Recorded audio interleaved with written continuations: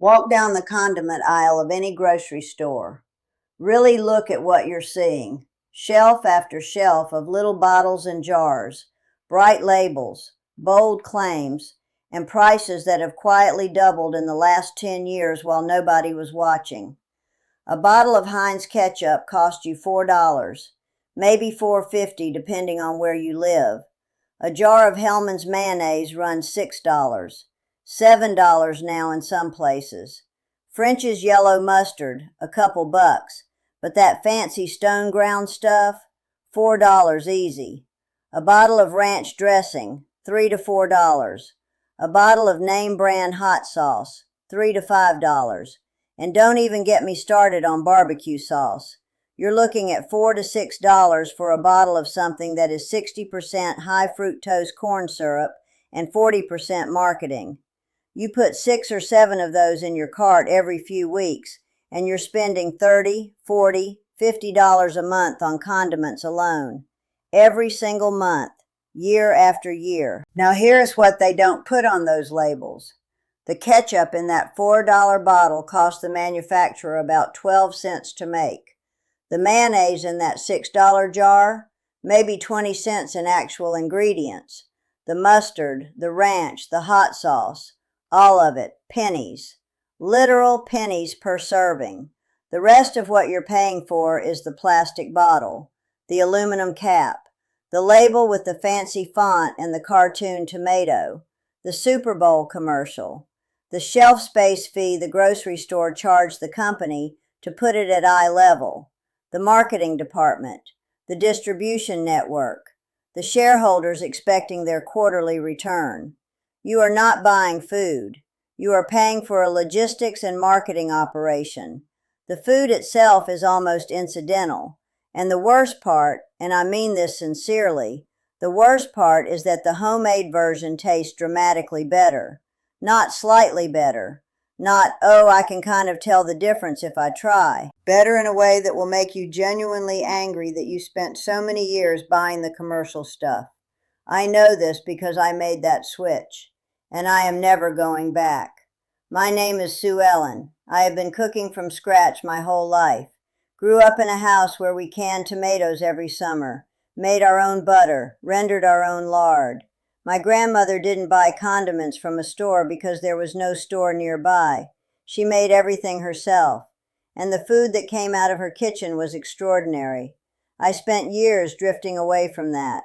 Busy life, busy schedule. It's easy to just grab the bottle off the shelf. And then a few years back I started doing the math. Really doing the math on what I was spending versus what I was getting. And I started experimenting. Started making things from scratch again. What I found shocked me. Not just how much money I was saving, though that was significant, but how much better everything tasted, how much cleaner I felt eating it, how much pride I took in putting a jar of homemade ketchup on the table. If you're new here, welcome. Subscribe and stick around. I share real skills from scratch cooking, preserving, and making the most of what you've got. Every week I put out something that's going to save you money or make your food better or both. Hit that subscribe button so you don't miss it. And drop a comment below. Tell me which condiment you're most excited to make at home. I read every single one. Let's get into it. We're going to cover ketchup, mayonnaise, mustard, barbecue sauce, ranch dressing, and hot sauce.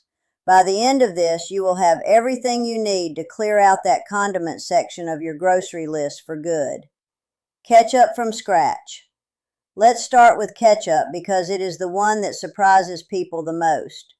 When most people think about making ketchup at home, they imagine something complicated, something that takes all day. And sure, if you're making a big summer batch with fresh garden tomatoes, it does take some time.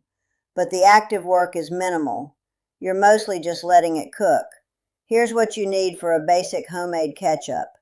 1 28-ounce can of crushed tomatoes, or about 2 pounds of fresh ripe tomatoes if you've got them. 1/3 cup of apple cider vinegar.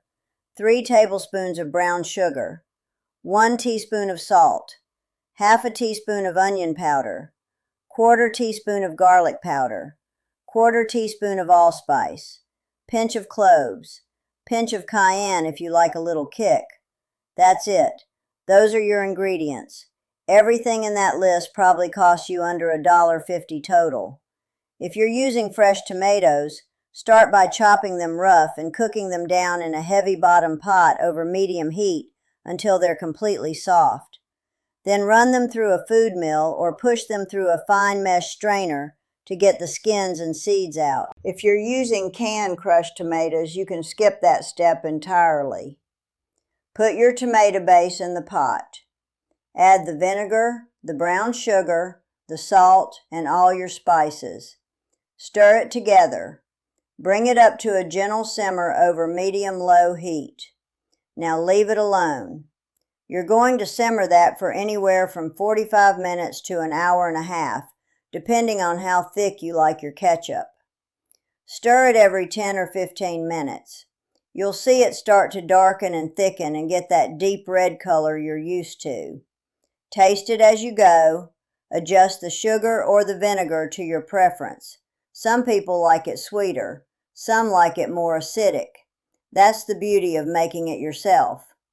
When it's the consistency you want, take it off the heat and let it cool. Once it's at room temperature, taste it one more time and adjust the salt. Transfer it to a clean glass jar with a tight lid. Store it in the refrigerator. It will keep for 3 to 4 weeks easily. If you want it to last longer, you can process it in a water bath canner and it'll keep on the shelf for a year. Now let me tell you why this tastes so different from the store-bought stuff. Commercial ketchup, Heinz, Hunt's, all of them, the primary sweetener is high fructose corn syrup, not sugar, corn syrup, and there's a lot of it. Heinz ketchup has 4 grams of sugar per tablespoon, 1 tablespoon. By comparison, homemade ketchup made with the recipe I just gave you has about half that. High fructose corn syrup is cheap. It's cheaper than sugar. It's derived from surplus corn, which the government has been subsidizing for decades. The food industry loves it. But your palate knows the difference even if your brain doesn't process it consciously. There's a cloying, slightly artificial sweetness to commercial ketchup that you stop noticing after years of eating it. Make your own and then try the store-bought version. You'll taste it immediately. The other thing commercial ketchup has is a longer ingredient list than you'd expect. Tomato concentrate from red ripe tomatoes, distilled vinegar, high fructose corn syrup, salt, spice, onion powder, natural flavoring. Notice there are 2 different corn syrups listed, and natural flavoring is a catch-all that can mean dozens of different things. Your homemade version has tomatoes, vinegar, brown sugar, salt, and spices. That's it. You can read every word on that list and know exactly what it is. If you want to get fancy with your ketchup, you can add a tablespoon of tomato paste to deepen the flavor. You can use smoked paprika instead of regular for a smoky ketchup that's incredible with burgers. You can add a little bit of Worcestershire sauce for complexity. Once you know the base recipe, the variations are endless. Mayonnaise. Mayonnaise is one of those things that people are genuinely scared to make at home. They've heard it's difficult. They've heard something about raw eggs. They've been told it's finicky and temperamental. I'm going to tell you right now, those people have not tried the immersion blender method. Because with an immersion blender, you can make a perfect jar of homemade mayonnaise in 2 minutes. I am not exaggerating. 2 minutes. Here's what you need. 1 whole egg, room temperature. 1 cup of neutral oil, light olive oil, avocado oil, or vegetable oil. 1 tablespoon of lemon juice or white wine vinegar. 1 teaspoon of Dijon mustard. Half a teaspoon of salt. That is your mayonnaise. The cost breakdown. 1 egg is maybe 15 cents. A cup of avocado oil is about 75 cents. Lemon juice, a few cents. Mustard, a few cents. Salt, basically nothing. Total cost, under $1.25 for a full jar of premium mayonnaise. Compare that to $7 for Hellmann's. Here is the technique. Take a wide-mouthed jar. A mason jar works perfectly. Add the egg to the bottom of the jar. Pour in all the oil. Add the lemon juice, mustard, and salt on top. Now put your immersion blender all the way down to the bottom of the jar. Turn it on at full speed. Do not move it for about 10 seconds. You'll see the emulsion start to form at the bottom. Now slowly, slowly, slowly pull the blender up through the oil. Over about 15 to 20 seconds, pull it up from the bottom to the top. When you pull it out, you will have a jar full of thick, creamy, perfect mayonnaise. Every time. It does not fail. Now let me explain the science real fast because I think it helps you troubleshoot and experiment. Mayonnaise is an emulsion. Oil and water don't mix on their own. The egg yolk contains a molecule called lecithin. Lecithin is an emulsifier. It has a water-loving end and a fat-loving end. It sits at the boundary between the tiny oil droplets and the watery components and holds them together. The mustard also acts as an additional emulsifier and adds flavor. The acid from the lemon juice or vinegar adds brightness and also helps stabilize the emulsion. When you use the immersion blender technique, you start blending at the bottom where the egg is, creating the emulsion there first before incorporating the rest of the oil gradually. That's why it works so reliably. Homemade mayonnaise keeps in the refrigerator for about 1 week because it contains a raw egg. That sounds like a limitation, but honestly it's a feature. You'll make it fresh, you'll eat it fresh, and it will be so much better than anything from a jar. Now let's talk variations because this is where it gets really fun.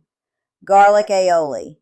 Add 2 to 3 cloves of roasted or raw garlic before blending. Roasted garlic gives you something sweet and mellow. Raw garlic gives you something sharp and intense. Both are incredible. Chipotle mayo. Add 1 or 2 chipotle peppers from a can of chipotles in adobo. Blend it right in. The result is smoky, spicy, and absolutely addictive. It's what every good taco truck is putting on their sandwiches. Herb mayo. Blend in a handful of fresh herbs. Basil, tarragon, chives, or a combination. The green color alone is stunning. Sriracha mayo. Add a tablespoon of sriracha. You know this combination already. Now you can make it at home for almost nothing. Mustard. Mustard might be the easiest condiment on this list to make at home. People are amazed when they realize how simple it is. You're essentially just combining mustard seeds with an acid and letting them sit. That's mustard. For a basic whole grain mustard, start with half a cup of whole yellow mustard seeds or a mix of yellow and brown. Brown seeds are spicier, yellow are milder. Put them in a bowl and pour over half a cup of apple cider vinegar and 2 tablespoons of water. Cover the bowl and let it sit at room temperature for 24 to 48 hours. The seeds will absorb the liquid and soften up. After that resting period, transfer everything to a food processor or blender. Add a teaspoon of salt and a teaspoon of honey or maple syrup if you want a little sweetness. Blend it. If you want whole grain mustard, blend it briefly, just enough to break some seeds but leave plenty whole. If you want smooth mustard, blend it completely until it's uniform. If it's too thick, add water a tablespoon at a time. If it's too thin, it will thicken up in the refrigerator over the next day or two. Mustard continues to develop flavor as it ages. Store it in a sealed jar in the fridge. It keeps for months.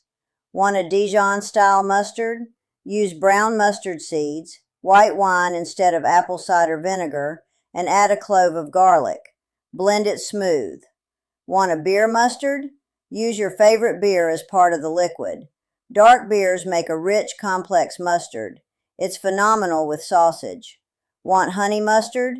Take your finished mustard and stir in honey to taste. Done. You've made honey mustard. No mystery, no magic, just 2 ingredients mixed together. The cost comparison here is almost embarrassing. The fanciest artisan stone ground mustard at the grocery store will run you $4 or $5 for a small jar. Your homemade version costs maybe 30 cents in ingredients and tastes every bit as good. often better because it's fresher. Barbecue sauce. Now we're getting into something where the regional debates get fierce, and I respect that. I'm from the South, and I know there are people in this audience from Texas and Kansas City and the Carolinas who have opinions about barbecue sauce, strong opinions. So I want to give you a base recipe that works, and then I'll tell you how to take it in the direction you love. The base for a versatile barbecue sauce. 1 cup of ketchup, and if you've been paying attention, that's your homemade ketchup now. 1/4 cup of apple cider vinegar. 2 tablespoons of brown sugar. 2 tablespoons of molasses. 1 tablespoon of Worcestershire sauce. 1 teaspoon of smoked paprika. 1 teaspoon of garlic powder. 1/2 teaspoon of onion powder. 1/2 teaspoon of black pepper. Salt to taste. Optional. A teaspoon of liquid smoke if you want that deep smoky flavor without a smoker. Combine everything in a saucepan over medium heat. Stir to combine. Bring to a low simmer and cook for 15 to 20 minutes, stirring occasionally. You want it to thicken slightly and for all the flavors to come together. That's your barbecue sauce. Smooth, balanced, works on everything. Now for regional variations. If you want a Carolina-style sauce, the kind I grew up near, go heavy on the vinegar. Use a full cup of apple cider vinegar, cut way back on the ketchup or eliminate it entirely. Add red pepper flakes for heat. It's thin, tangy, acidic. It cuts through the fat of smoked pork like nothing else. Kansas City style is the sweet, thick stuff. Increase the brown sugar and molasses significantly. Use less vinegar. Add a touch of allspice and cinnamon. Simmer it longer to get it thick. Texas style leans savory and meaty rather than sweet.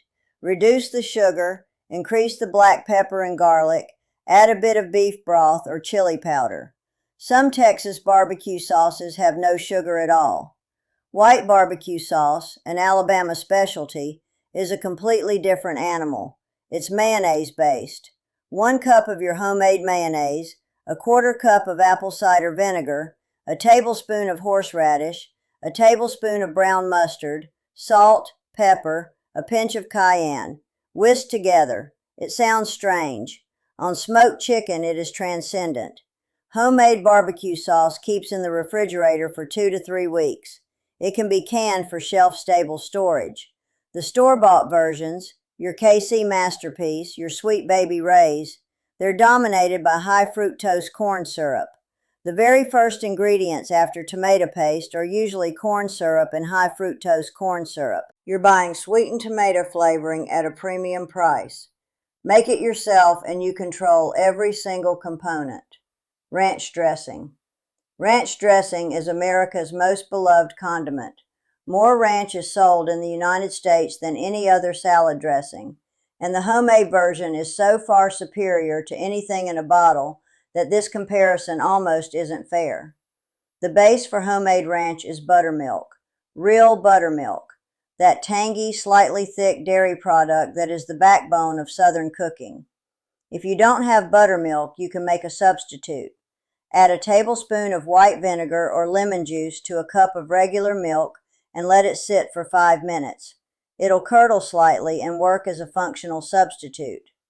For 1 cup of ranch dressing, 1/2 cup of mayonnaise, your homemade mayonnaise, 1/2 cup of buttermilk, 1 tablespoon of fresh chives, minced fine, 1 tablespoon of fresh dill or 1/2 teaspoon of dried, 1 teaspoon of fresh parsley or a pinch of dried, 1/2 teaspoon of garlic powder, 1/2 teaspoon of onion powder, salt and pepper to taste. Whisk everything together. Taste it. Adjust the seasoning.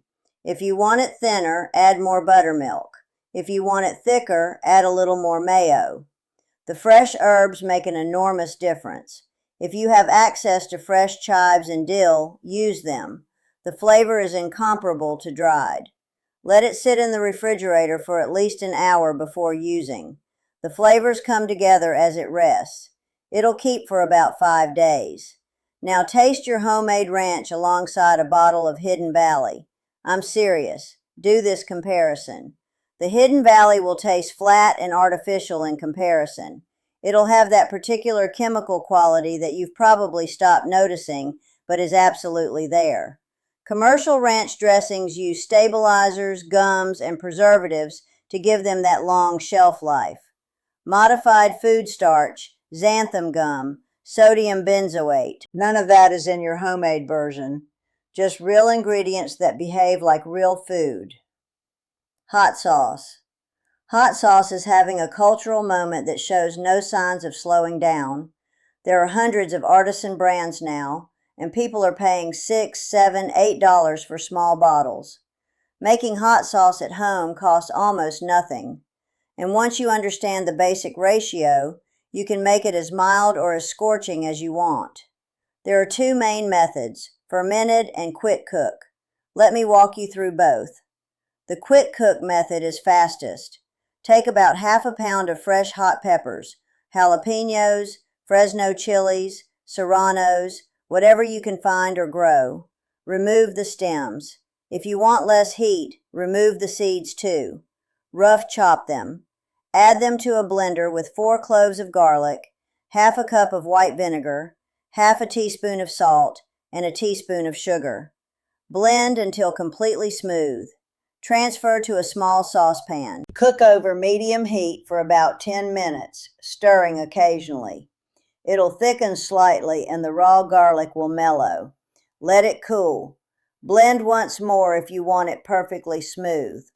Strain it through a fine mesh strainer if you want a thinner sauce. Bottle it in a clean glass jar or a squeeze bottle. Refrigerate. Keeps for 3 to 4 months. The fermented method takes more time, usually a week to 10 days, but the flavor complexity is extraordinary. This is how traditional Louisiana-style hot sauce is made. Pack your chopped peppers and garlic into a clean mason jar.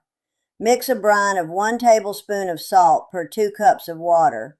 Pour the brine over the peppers, making sure they're submerged. Cover the jar loosely. A cloth secured with a rubber band works, or a loosened lid. Leave it at room temperature for 5 to 10 days. You'll see bubbles forming. That's fermentation. The natural bacteria on the pepper skins are converting sugars to lactic acid. Every day, press the peppers down to keep them submerged and give everything a stir. After 5 to 10 days, the bubbling will slow. The peppers will smell tangy and complex, not just hot. Transfer everything to a blender, add a splash of vinegar, and blend smooth. Strain if desired. Fermented hot sauce has a depth of flavor that quick cooks simply can't replicate. The fermentation adds funk and tang and complexity. It's the difference between a flat, one-dimensional heat and something that evolves as you eat it. The industry math. Let's talk real numbers, because I think when you actually sit down and add this up, the scale of what's happening becomes clear. The global condiment market is valued at over $40 billion annually. $40 billion every year for ketchup and mayonnaise and mustard, condiments that cost pennies to make. When you buy a $4 bottle of ketchup, here's roughly where that money goes. The actual ingredients: tomatoes, vinegar, sugar, spices, represent maybe 12 to 15% of the retail price. That's about 50 to 60 cents. The packaging, the plastic bottle, the cap, the label, is another 20 to 25%. The distribution and logistics, the trucks, the warehouses, the fuel, another 15 to 20%. The retail markup, what the grocery store keeps, another 25 to 30%. And then there's marketing, the commercials, the sponsorships, the social media, the promotional displays in store. That can add up to 10 to 15% of the retail price. So you're paying $4 for 60 cents worth of food and $3.40 worth of packaging, logistics, and advertising. Every single commercial condiment follows this same math. The actual food is almost irrelevant to the price. It's the system around the food that you're paying for. And then there's the ingredient quality. When a manufacturer is trying to hit a price point and maximize margins, every ingredient decision is made to reduce cost. High fructose corn syrup instead of sugar because it's cheaper. Seed oils because they're cheaper. Stabilizers and gums and preservatives because they extend shelf life and reduce waste, which protects profit margins.